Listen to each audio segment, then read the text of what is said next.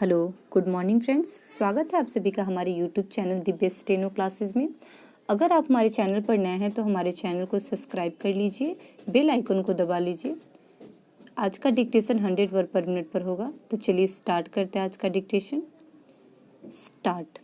अध्यक्ष महोदय, ताशकंद समझौते की वर्षगांठ पर हम पुनः ताशकंद में प्रतिपादित सिद्धांतों में अपनी आस्था दोहराते हैं।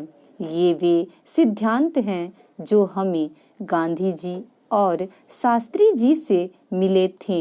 उनका संबंध शास्त्री जी के जीवन और कार्यों से है।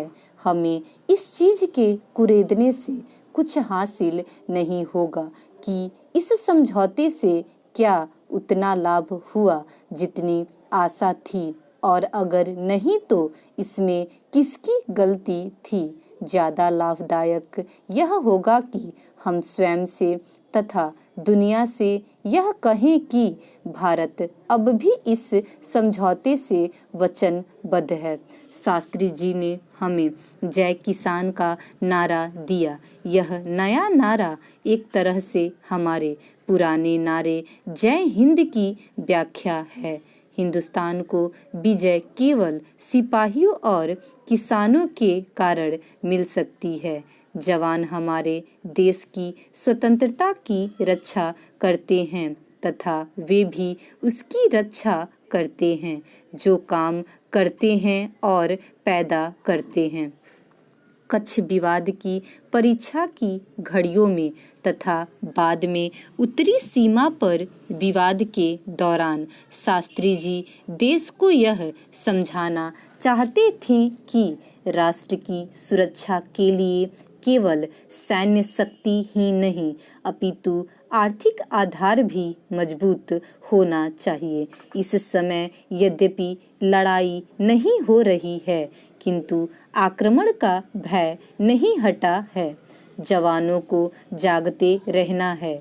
हमारे ऊपर एक और आक्रमण हुआ था और वह था सूखा। इसका सामना जवान नहीं किसान ही कर सकते हैं।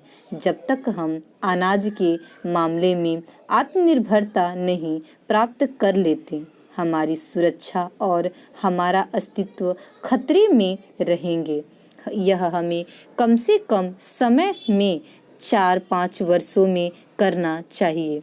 आत्मनिर्भरता ही एक सहारा है जिसके प्राप्त कर लेने पर हमें ऐसे कोई इधर उधर नहीं ढकेल सकता।